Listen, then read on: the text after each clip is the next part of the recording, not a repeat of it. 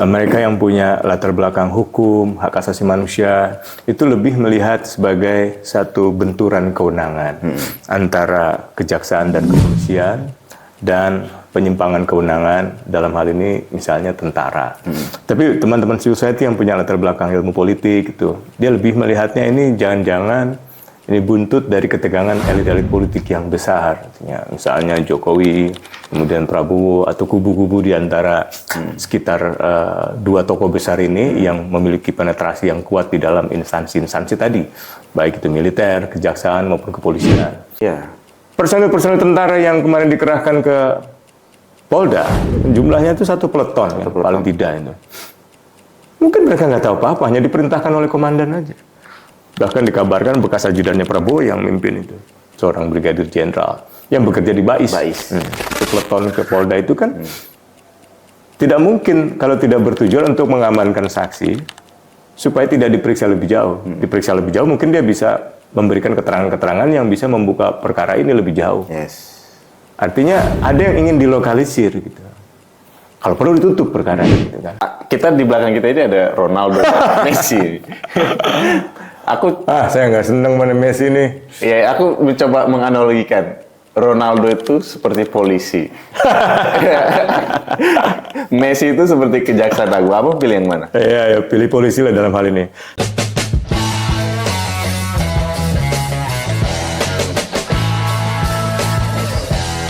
Welcome back, Torpedo Podcast. Sama gua Fatan. Kali ini kita away lagi. Berkunjung ke tempatnya Bang Usman Hamid di Amerika Serikat. Asik. Sama yang lagi mau pensiun nih. Bang Usman Hamid ya nggak perlu dikenalkan ya, tapi ini sebagai formalitas Bang, aku kenalin. Iya, nggak apa-apa. Amnesty International Indonesia. Beliau juga aktivis HAM. Beliau juga salah satu motor di civil society yang ada di Indonesia. Motor apa sepeda nih? Motor apa sepeda? Motor lah. Sepeda lah, lebih ramah lingkungan. Motor listrik. Motor listrik. Sepeda. Tetap juga merusak lingkungan. Merusak lingkungan, bener. Sepeda perjuangan. Asik ya. Nah, kemarin kita baru saja mendapatkan pernyataan dari Bang Usman. Nah, ini cukup menarik juga bagi Torpedo untuk mendalaminya terkait polemik atau peristiwa yang terjadi 2 hari belakangan. Ini hari ketiga. Yang isunya itu tidak jauh dari penggeledahan rumah Jampitsus Febri Adriansa yang kemudian berkembang. Ada pula di situ masuk tentara yang beberapa kali menjaga rumahnya Febri, kemudian sempat mendatangi Polda Metro Jaya. Sebelum kita masuk ke dalam tema itu, Bang, yang perlu kami tanyakan sebagai pembuka, bagaimana teman-teman civil society melihat fenomena yang beberapa hari ini terjadi? Ya, teman-teman civil society pandangannya beragam. Mereka yang punya latar belakang hukum, hak asasi manusia, itu lebih melihat sebagai satu benturan kewenangan antara kejaksaan dan kepolisian, dan penyimpangan kewenangan dalam hal ini misalnya tentara.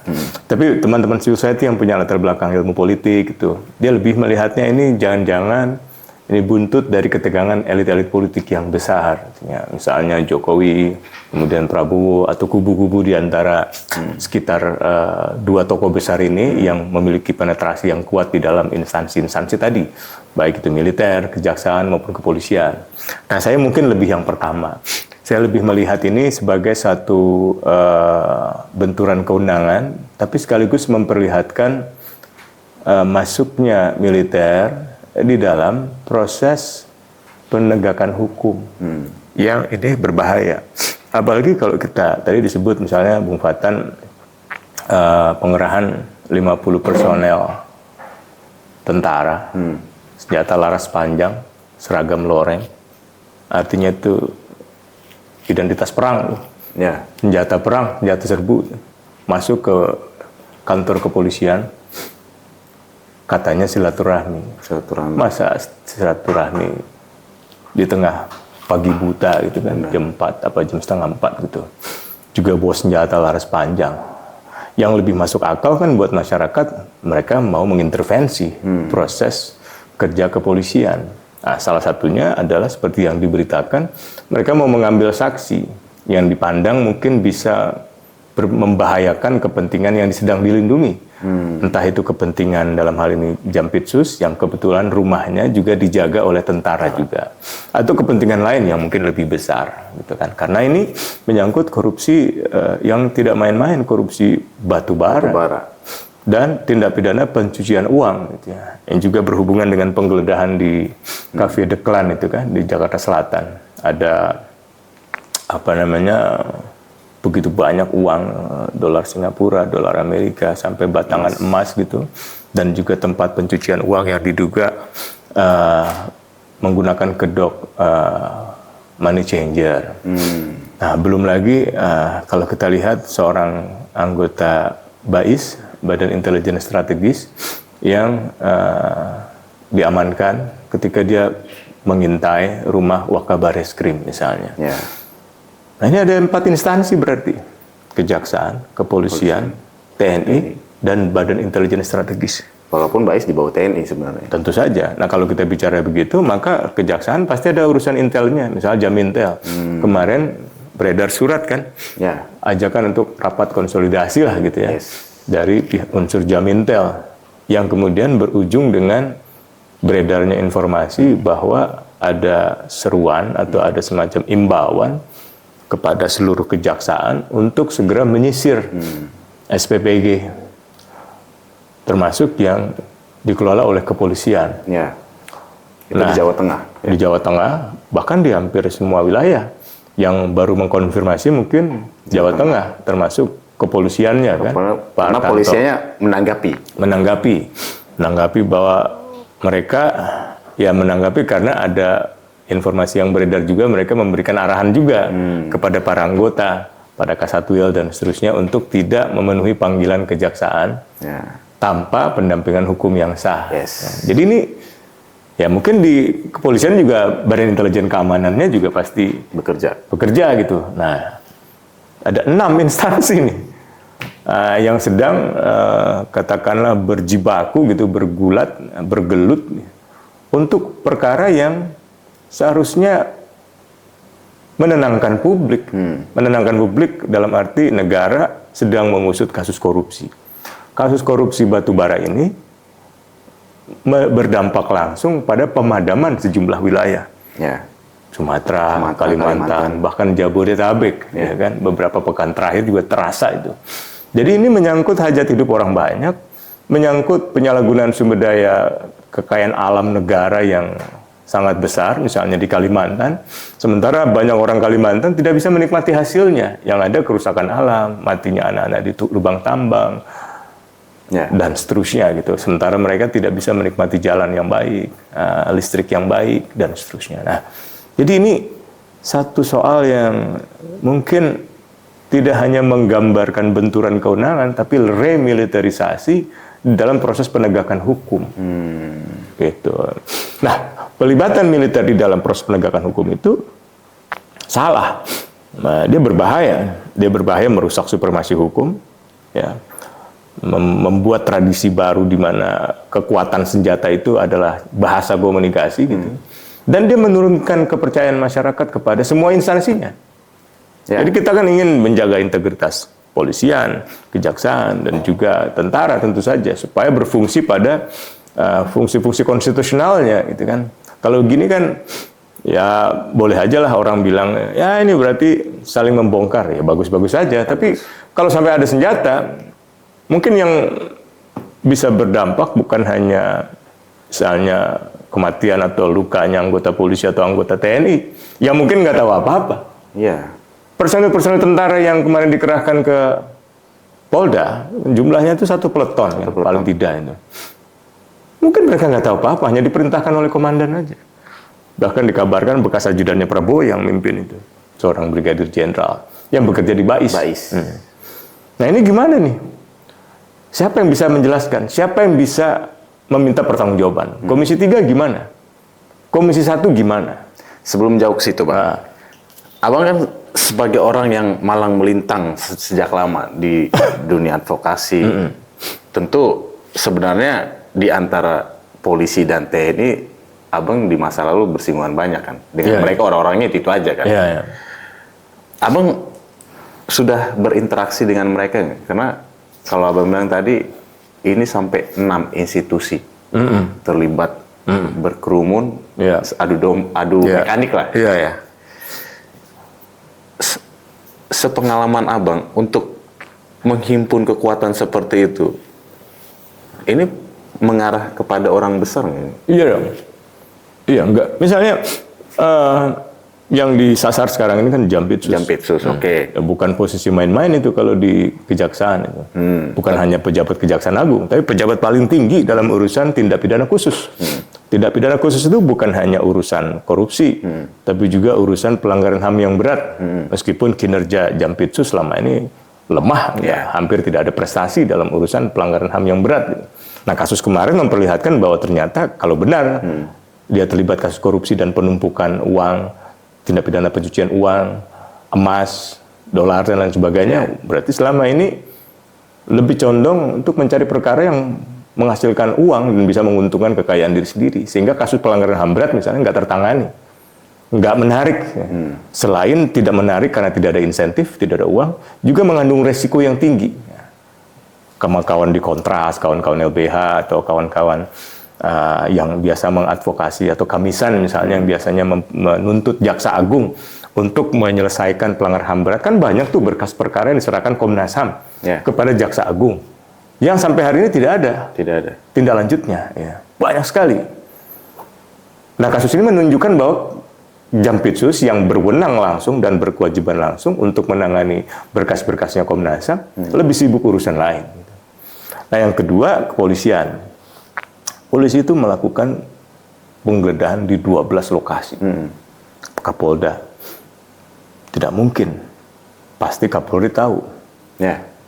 Karena melibatkan korupsi batubara, melibatkan Jampitsus, dugaan saya Prabowo pasti tahu sebagai presiden.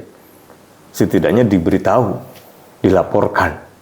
Abang yakin informasi itu sampai ke dia? Nah, itu harus tanya Teddy.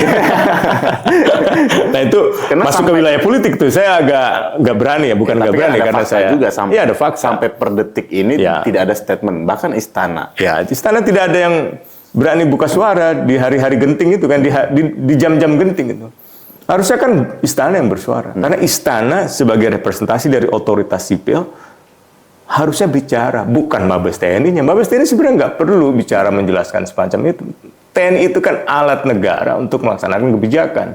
Yang menentukan pengerahan, yang mengambil keputusan pengerahan, otoritas sipilnya, Presiden dan Menhan. Itu pun harus dengan persetujuan DPR. Tapi menurut Undang-Undang TNI yang lama. TNI yang lama, tapi dalam Perpres kan diatur. Ya, itu sebenarnya salah sih. Kalaupun pengamanan yang sifatnya biasa gitu, boleh-boleh. Tapi kalau sampai senjata laras panjang gitu, wah ini perang dong gitu.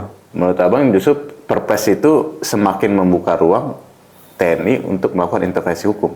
Iya. Ya, sebenarnya TNI hanya digunakan aja di situ. Ada pihak yang menggunakan TNI untuk mengintervensi proses hukum. Tentu pihak yang menggunakan TNI ini adalah pihak yang terancam oleh proses hukum itu sendiri. Itu. Maksudnya, Abang mau bilang bahwa kasus yang sedang dikerjakan oleh Polri ini merembet ke wilayah, misalnya pejabat-pejabat di TNI. Bisa. Apalagi dalam banyak hal, termasuk dalam kasus BGN, SPPG itu kan, ya kita udah tahu kalau kita baca berita ya petinggi militer, tapi terlibat, ada polisi juga kan? Petinggi polisi terlibat, dan mungkin juga ada hubungannya dengan proses hukum kejaksaan terhadap beberapa petinggi militer dan polisi kemarin. Dan Pak Sony yang dari polisi kan diprosesnya di dalam penanganan Jampitsus, sementara Pak yang dari militer diprosesnya di Jampitmil dalam proses peradilan militer. Bagi polisi mungkin itu aneh loh. Kenapa polisi aktif proses sipil, tentara aktif prosesnya tidak sipil? Kenapa tidak polisi diproses di Propam misalnya begitu? Nah, kemudian Pak Soni kalau nggak salah kan mengajukan diri sebagai Polisi. justice kolaborator. Dan kelihatannya nggak ada perkembangan itu. Malah ditolak kabarnya kan.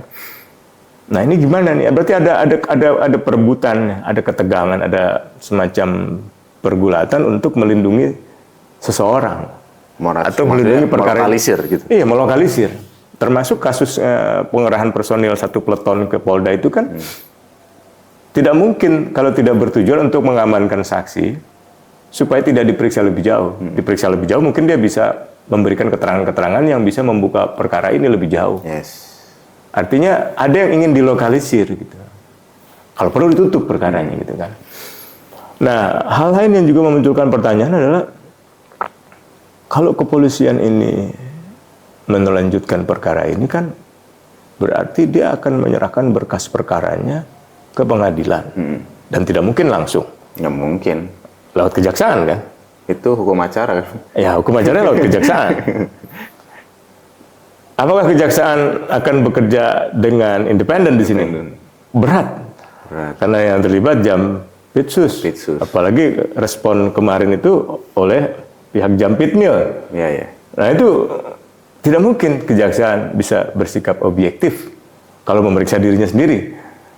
Ada coy di situ ya? Ada konflik of interest gitu. Nah sekarang kalau bukan kejaksaan kemana? Ke KPK. KPK. Ya dulu pernah ada presiden. Abang masih optimis dengan KPK? Berat lah. Nggak ada yang bisa membangun optimisme sekarang ini. Karena ya hampir seluruh indeks penegakan hukum, maksudnya rule of law kita, indeks ekonomi kita, kemarin saya baca Kompas, indeks harga saham gabungan turun, modal luar negeri lari ke luar negeri 75 triliun, nilai tukar rupiah kembali ke angka psikologi 18.000, diperkirakan ada pelambatan ekonomi ke depan itu. Indeks politik apalagi, orang sudah bukan lagi bicara demokrasinya menurun, merosot, tapi sudah menuju otoritarianisme. Ya, itu laporan Amnesty kan? Temuan. Ya, Amnesty, banyak lagi misalnya FIDEM itu. Dan tampaknya memang otoritarianisme di Indonesia kembali tidak dalam bentuk pengambil alihan kekuasaan oleh militer seketika. Melainkan lewat normalisasi secara gradual pelibatan militer dalam berbagai hal. Perkara yang terbaru ini, Jampitsus, hanyalah satu di antara sekian banyak bukti betapa fungsi militer melebar kemana-mana. Overlap. Ya, kalau pakai bola, offside lah. Offside. Tindakan pengerahan satu peleton personil militer ke Polda itu ya offside. Hanya saja wasitnya tutup mata. Nah, wasitnya wasit hakim asisten Prancis tuh yang kemarin kurang bela Mesir ya kan. Parah tuh hakim tuh ya kan. Tapi bagaimana kalau aku menganalogikan wasit itu adalah presiden? Nggak bisa. Nggak bisa. Presiden dalam hal ini pengerah TNI. Bukan, maksudnya dia membiarkan saja. Sebenarnya kalau ada yang keberatan pada proses hukum, kan pengadilan. Ya.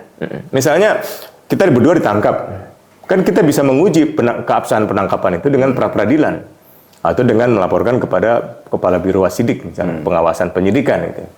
Pra-peradilan lah, kayak kemarin kasus Andri Yunus gitu kan, dia nggak puas dengan proses peradilan militer, dia mengajukan ke Ketua Pengadilan Negeri Jakarta Selatan, ditunjuk seorang hakim tunggal, dan hakim tunggalnya memenuhi permintaan Andri dengan memerintahkan agar kepolisian tetap melanjutkan proses hukum di dalam ranah peradilan umum gitu. Nah, harusnya kan seperti itu. Jadi kalau ada orang yang misalnya rumahnya digeledah, kafenya digeledah, keberatan, ya ajukan keberatan. Bukan dengan mengerahkan militer. Begitu pula rumah seorang pejabat, misalnya Jampitsus. Kenapa harus militer? Itu udah salah kaprah dari awal, bukan hanya baru insiden ini kan, sudah lama ini. Bahkan Mahkamah Agung kan juga diamankan oleh personil militer. Sebenarnya itu nggak tepat. Saya kira ada satu fenomena belakangan ini yang dinormalisasikan, seolah-olah pelibatan militer urusan pengamanan kejaksaan, pengamanan Mahkamah Agung, pengamanan pejabat, pengamanan pengusaha, atau pelibatan dalam urusan koperasi desa, dalam urusan kampung nelayan merah putih, dalam urusan makan bergizi gratis, semuanya dinormalisasikan. Jadi ini akan membahayakan tata kelola pemerintahan sipil. Belum lagi penempatan TNI aktif, polisi aktif di dalam lingkungan birokrasi, kementerian, lembaga. Jadi sekarang kita tidak lagi bisa mengandaikan Indonesia sebagai negara demokrasi. Sudah menjadi negara yang mengalami militerisasi besar-besaran. Tadi Abang menggantung soal kasus ini, walaupun Abang tidak yakin dengan KPK, tapi lebih bagus di KPK. Apa alasan? Karena ini menyangkut dua instansi yang saling berseberangan, kan? Kejaksaan dengan kepolisian. Berseberangan menurut Abang? Dalam hal ini, bagaimana menyebutnya? Ya, habis pertemuan Jampinmil kemarin kan jelas ada himbauan kepada seluruh kejaksaan, sisir gitu kan. Sisir itu kan berarti periksa itu semuanya, itu panggil-panggilin ibaratnya itu. Sebaliknya kepolisian kan, jangan hadiri panggilan misalnya. Nah, itu kan udah berhadapan-hadapan. Nah, tentara dipakai oleh kejaksaan. Polisi juga pakai Brimob. Nah, Brimob udah apel tuh, udah siaga tuh. Nah, coba bayangkan itu. Satu peleton atau satu kompi datang atau beberapa kompi, terus Brimob juga, wah kacau ini. Kacau. Negara darurat penegakan hukum. Tapi di KPK kan, ya setidaknya ada banyak pengawas. Jaksa. Terus kemudian penyidiknya juga polisi juga. Memang betul itu. Tetapi setidaknya institusi itu bukan institusi kejaksaan. Institusi KP bukan juga institusi kepolisian. Dan masih banyak yang bisa mengawasi. Bahkan kejaksaan pun bisa mengawasi KPK. Kepolisian bisa mengawasi KPK. Selain Komisi 3, selain masyarakat sipil, selain publik, selain media, semua bisa mengawasi. Tapi kalau dua pihak ini, kan ya Pak Mahfud misalnya bilang ini kalau dua penjahat saling bongkar, biarin aja dah. Masalahnya kalau saling membongkarnya secara ilmiah, enak. Enak, benar. Ya kan, kita bisa menguji kebenaran ilmiahnya. Entah itu keterangan seorang saksi, alat bukti, misalnya uang, batangan emas, dan lain sebagainya, bisa diuji. Tapi kalau pakai senjata, kalau yang mati anggota polisi, anggota tentara, ya mungkin orang gara-gara mereka sama-sama menggunakan senjata. Tapi kalau yang mati karyawan biasa di kepolisian, atau kalau yang mati polisi biasa, tentara biasa yang nggak tahu menahu masalah ini, atau pedagang-pedagang asongan, atau pedagang gerobakan yang suka ada di Polda atau suka lewat, atau pedagang di kantin, bisa jadi. Atau orang lagi mengurus kasus, lagi mengadu ke polisi tentang kehilangan, tiba-tiba tertembak, gimana? Di Papua yang namanya peluru nyasar ya, dalam tanda petik, kemarin terakhir seorang ibu hamil 7 bulan, mati. Anak muda Okto Tigau, mati dengan banyak peluru.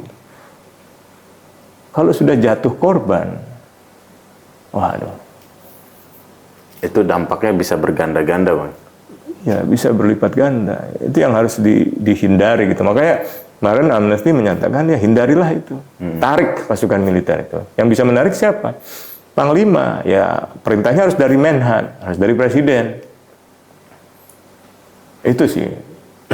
Menurut Abang, itu tangganya dari Panglima, Menhan, Presiden. Ya, dalam standar negara-negara demokrasi begitu. Kan Presiden tidak mungkin langsung memegang tentara. Dialah yang punya otoritas, tapi biasanya melalui Menteri Pertahanan. Di zaman Orde Baru, Menteri Pertahanan merangkap Panglima. Jadi pengambil keputusan merangkap sebagai pengguna pasukan, nggak bisa itu. Kan kalau kita punya senjata, apalagi senjata untuk perang, monopoli senjata militer nggak main-main. Bisa menyerang negara lain kan ibaratnya kan. Ya, apalagi kalau negara kita canggih seperti Amerika atau seperti Israel atau seperti Iran lah misalnya itu. Waduh, senjata militer itu mematikan sekali tuh. Nah, kalau itu tidak ada kontrolnya, kalau itu keputusannya ada pada dirinya sendiri, wah bahaya. Artinya yang menggunakan tentara itu ya Panglima, Menteri Pertahanan, tapi yang memutuskan itu Presiden dengan DPR. Jadi kemarin harusnya ada pernyataan dari Istana, mundur. Panglima dipanggil oleh Komisi 1. Kepala Staf dipanggil misalnya gitu. Ini kan nggak ada. Itu aku mau coba tanya, Bang. Apa menurut Abang yang terjadi dalam sistem bernegara kita setelah peristiwa ini? Komisi 1 diam. Komisi 3 baru berbicara sekitar jam 2. Setelah 24 jam lebih kita melihat peristiwa yang aneh ya menurut kita itu agak lama berjalan. Menurut Bang Usman, kegamangan apa yang terjadi di mereka? Ya memang sudah, sebelumnya pun sudah kita bisa prediksi karena tidak ada lagi kontrol dan penyeimbang. Jadi semua ingin dibungkam, kan? Semua ingin diminta untuk setuju pada apa yang dilakukan oleh pemerintah gitu. Partai-partai politik juga takut mungkin, karena bisa di blackmail, bisa diserang dengan hukum atau dengan perkara gitu kan, seperti yang terjadi di era Jokowi. Hukum digunakan sebagai senjata untuk melemahkan tokoh-tokoh partai politik yang kritis. Gitu. Jadi sudah bertahun-tahun sejak era Jokowi, parlemen cenderung diam, cenderung satu suara dengan pemerintah. Bahkan belakangan parlemen seperti menggantikan peran pemerintah. Jadi siapa lagi yang bisa ngontrol pemerintah kecuali parlemen? Kan harusnya begitu. Ini yang nggak berfungsi gitu. Komisi 3 nggak berfungsi baik, Komisi 1 juga sama gitu. Nah kalau ada fungsi, maka setidaknya penyalahgunaan kekuasaan, penyalahgunaan wewenang itu bisa dicegah. Ini kan tentara, alat negara, bukan alat kepentingan seseorang atau seorang pejabat atau sekelompok pengusaha batu bara. Kan bukan. Kalaupun ada jenderal-jenderal yang selalu terlibat usaha batu bara, ya itu bukan tentara. Kepentingan tentara, kepentingan negara, kepentingan bangsa. Gitu. Nah itu harus dipisahkan. Gitu. Kalau ada tentara yang terlibat, ya proses. Kalau ada polisi yang terlibat, ya proses. Kalau ada kejaksaan yang terlibat, ya proses. Nah, yang kita harus jaga institusinya, tentaranya, polisinya, jaksanya. Tapi aku mencoba menarik ke belakang lagi, Bang. Peristiwa seperti ini lebih luas lagi. Dalam perjalanan bangsa kita mengenal cicak buaya 1, cicak 2, jilid 2, 3. Kemudian kemarin juga ini terjadi juga konflik polisi kejaksaan itu di kasus timah yang saling mengintip, kemudian ada yang ditangkap Densus itu. Menurut Abang, konflik antar lembaga ini yang selalu objeknya aku lihat polisi ya. Dulu polisi dengan KPK, sekarang polisi dengan Kejaksaan Agung. Abang melihat akar masalahnya ini apa? Apa sistem yang gagal di dalam? Iya, akar masalahnya bisa dilihat dari faktor struktural, bisa dilihat dari faktor aktor institusi. Secara struktural, misalnya kita bisa lihat aturan hukumnya. Sudah lama muncul kritik kepolisian memiliki kewenangan yang begitu banyak. Bahkan hukum acara pidana yang baru menempatkan kepolisian sebagai penyidik utama. Artinya seluruh penyidik di kementerian, lembaga, dari kehutanan, dan seterusnya, bahkan di KPK penyidiknya atau di kejaksaan penyidik kasus tindak pidana khusus, ya harus disupervisi oleh polisi. Harus koordinasi dengan polisi. Nah, artinya keputusan dalam menentukan arah penyidikan bisa dipengaruhi oleh polisi. Nah, kalau satu kewenangan memiliki kewenangan yang berlebihan, itu bisa cenderung korup. Power tend to corrupt. Nah, yang kedua, memang secara hukum kan semuanya berwenang. Polisi juga nggak bisa disalah-salahin. Karena memang kewenangan untuk mengurus penegakan hukum, dalam hal ini korupsi, termasuk diberikan kepada kepolisian. Kejaksaan juga nggak bisa disalahkan. Karena kewenangan untuk memberantas korupsi juga merupakan kewenangan kejaksaan. KPK juga nggak bisa dipersoalkan karena kewenangannya memang diberikan oleh undang-undang. Nah sekarang kalau ada 3 kewenangan, 3 institusi dengan kewenangan yang sama, bukankah itu ada masalah nantinya? Harusnya kan setidaknya ya menurut saya harus dipilih lah. Dulu pernah ada usaha untuk menseleksi itu, misal 1 miliar ke atas ya KPK gitu kan, yang melibatkan polisi, melibatkan jaksa. Kan nggak mungkin polisi menyidik dirinya sendiri, dianggap kurang objektif. Sama seperti militer menyidik dirinya sendiri tidak objektif, kejaksaan menyidik dirinya sendiri nggak mungkin juga objektif gitu kan. Ya kita lah berdua sebagai jurnalis dan aktivis, ada perkara yang melibatkan kita berdua gitu, kita yang mengusut sendiri kan pasti ada kepentingan kan, pasti ada bias. Ada subjektivitas, pengaruh psikologi, pengaruh kenalan, kawan, teman. Apalagi kalau kita pernah saling berbagi rezeki atau apa gitu. Mungkin itu yang terjadi dalam konflik antar lembaga ini kan. Apalagi menyangkut uang besar. Nah, jangan-jangan kepentingan-kepentingan uang besar atau kepentingan-kepentingan ekonomi itu yang lebih mempengaruhi benturan ini. Nah, kan misalnya kemarin saya ada yang nanya, Bang, ini kenapa tentara kok terlibat ikut cawe-cawe gini? Padahal anggarannya sudah tinggi. Iya, betul. Kenapa ya anggaran itu sudah tinggi tapi kok masih ngurus yang gini-gini? Nah, lalu teman saya bilang, karena mereka nggak merasa cukup kalau misalnya mendapat keuntungan dari pembelian alutsista yang juga sebagian korupsi misalnya. Ya. Harus cari yang lain, biaya jasa keamanan. Nah mungkin itu. Nah ini yang harus dibenahi. Jadi dari segi anggaran, jadi dari segi hukum tadi aturannya harus dibenahi. Apakah memang mau begini terus nih seluruh kasus korupsi bisa ditangani oleh tiga institusi, ya kan? Kalau institusi yang mengurus korupsinya kejaksaan dan yang terlibat kejaksaan, apakah kejaksaan juga bisa dipercaya? Dan sebaliknya polisi, sebaliknya juga KPK misalnya gitu. Lalu yang kedua, urusan penyidikan, siapa yang sebenarnya penyidik utama, apa perlu kewenangan penyidikan utama itu dihapuskan, direvisi, atau tetap pada polisi? Kalau tetap pada polisi, kewenangan itu bisa dikontrol dengan cara apa? Dengan cara pra-peradilan. Apakah pra-peradilan selama ini efektif? Kalau orang ditangkap, misalnya mahasiswa ditangkap, pelajar ditangkap, mengajukan keberatan, apakah bisa dikontrol? Selama ini sih rata-rata disetujui oleh pengadilan.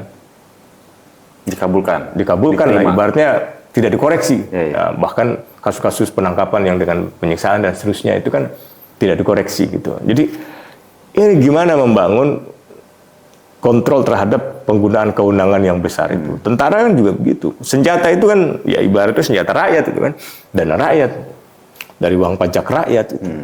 Nah kalau dipakai untuk melindungi pejabat yang terlibat kasus korupsi, bukankah penyalahgunaan tentara namanya itu? Ya. Kalau tentara dipakai untuk menggunakan senjata datang ke kantor polisi, bukankah itu untuk menekan, mengintimidasi penegak hukum? Kita bolehlah kritik polisi, polisi harus dikritik dalam banyak hal. Tapi ketika mereka lagi menjalankan tugas memberantas korupsi, ya kita dukung juga lah. Yes. Dan kalau caranya salah, ya kita kritik. Nah sekarang bukan hanya dikritik ini, bukan hanya dihambat, tapi diancam dengan kekerasan kan? Ini kan bahaya.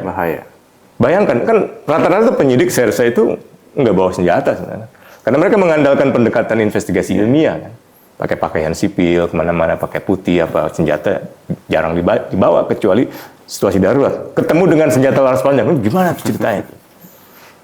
Malam itu kalau ada brimob, wah saya nggak ngerti deh. Tegang pasti. Dan salah satu kepancing aja, wah, bisa terjadi tembak-menembak. Yang mati bukan hanya aparatnya, tapi juga bisa masyarakat biasa yang lagi lewat, orang yang lagi mau kerja. Dan bukan hanya nyawa aja ya, anggaran negara juga kan. Anggaran negara, mereka digaji selama ini pendidikannya, ini bajunya tuh. Dan kalau kasus korupsi ini nggak terbongkar, sektor batubara, ya problem pemadaman listrik nggak akan terpecahkan. Jadi ini benar-benar kasus yang menurut saya bisa berujung panjang. Ya. Dan melibatkan banyak pihak. Iya, banyak pihak. Ya, karena itu segeralah DPR, Komisi 3, Komisi 1, ya, memanggil para pihak, Jaksa Agung dipanggil, Kapolri dipanggil, Panglima dipanggil. Ini gimana? Dan harus ada sikap-sikap yang kritis. Nggak bisa sekedar ikut apa kata pemerintah. Kalau tidak ada yang memimpin, moralitas politik negara ini hancur.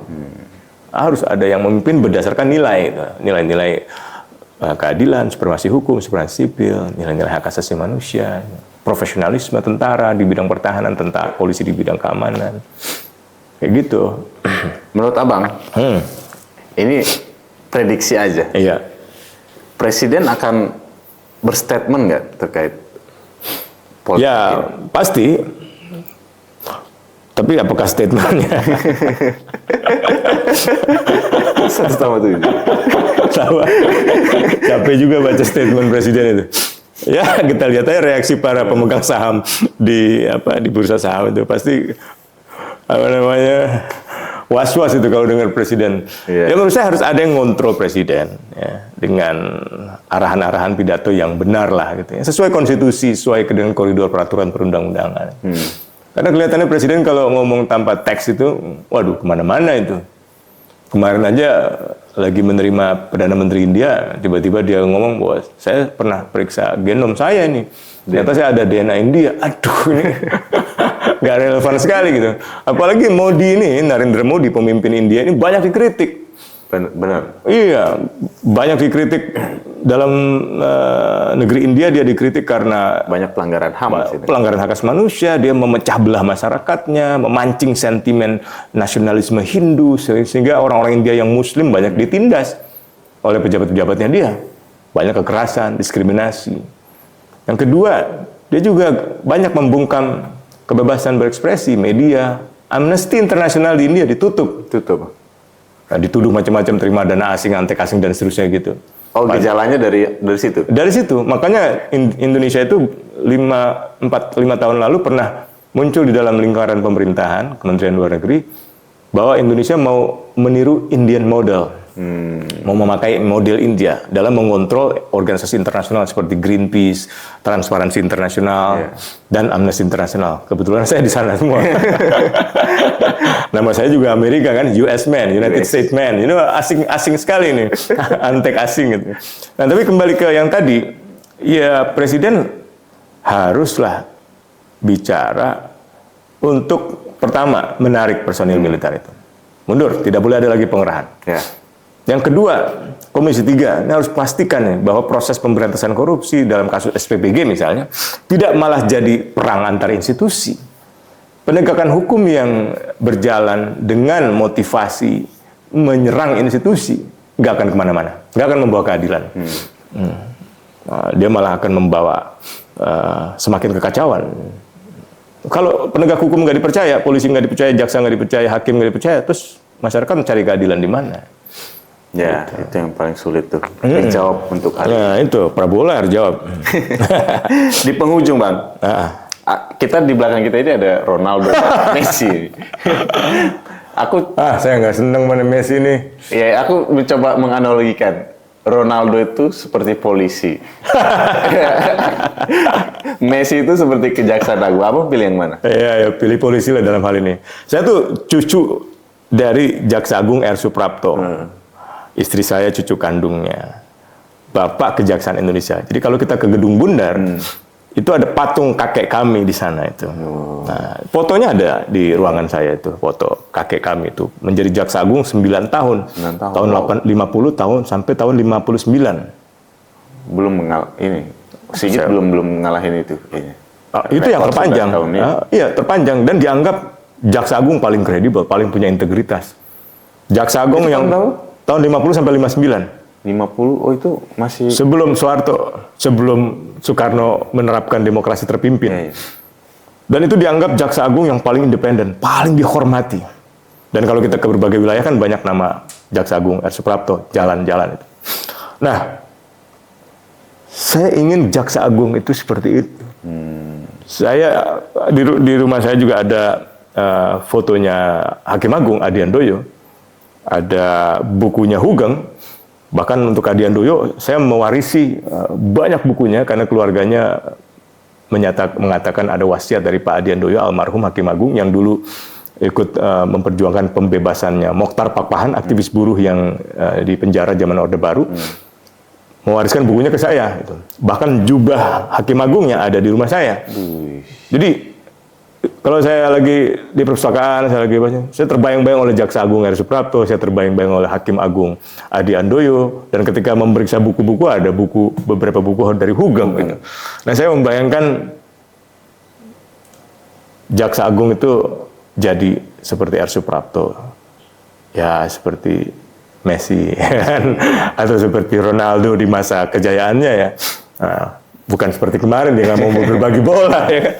Atau harusnya kemarin tuh Messi ya mengakui lah bahwa golnya Mesir itu kan gol yang sah sebenarnya kan, sehingga 3 sama itu kan, jadi bukan 3-2. Tapi kembali ke soal apa namanya kejaksaan, kepolisian dan tentara, juga pengadilan. Saya ingin kita semua menjaga integritas mereka, kredibilitas mereka secara kelembagaan, dan memisahkan dari urusan-urusan individu. Kalau memang ini urusannya melibatkan Jampitsus, ya proseslah Jampitsus, mundurlah Jampitsus. Kalau polisi ada cara yang salah dalam proses penyitaan, penggeledahan, ajukan ke pra-peradilan. Jangan kerahkan tentara. Kalau ada prajurit TNI di bawah yang kesannya mencari uang, ya sejahterakan mereka. Kalau ada polisi yang mencari uang, sejahterakan mereka. Kalau ada jaksa cari proyek seperti kata Jaksa Agung dalam pidatonya, gitu, saya akan copot kalau Anda cari-cari proyek, minta-minta proyek itu, ngemis-ngemis proyek itu. Ya copot gitu. Tapi juga sejahterakan mereka. Banyak jaksa yang baik, banyak polisi yang baik, banyak tentara yang baik, banyak hakim yang baik gitu. Jadi sudah waktunya Indonesia itu tidak hipokrit, tidak pura-pura, tidak menutup-nutupi kejahatan atas nama keharmonisan. Udahlah, supaya kita damai, perkaranya ditutup aja nggak bisa. Bongkar aja. Kan harus ada pembongkaran untuk pertanggungjawaban individu. Pertanggungjawaban individu itu diperlukan untuk memisahkan dengan tanggung jawab institusi. Kalau individunya tidak dimintai pertanggungjawaban, maka tudingannya selalu dialamatkan kepada institusi.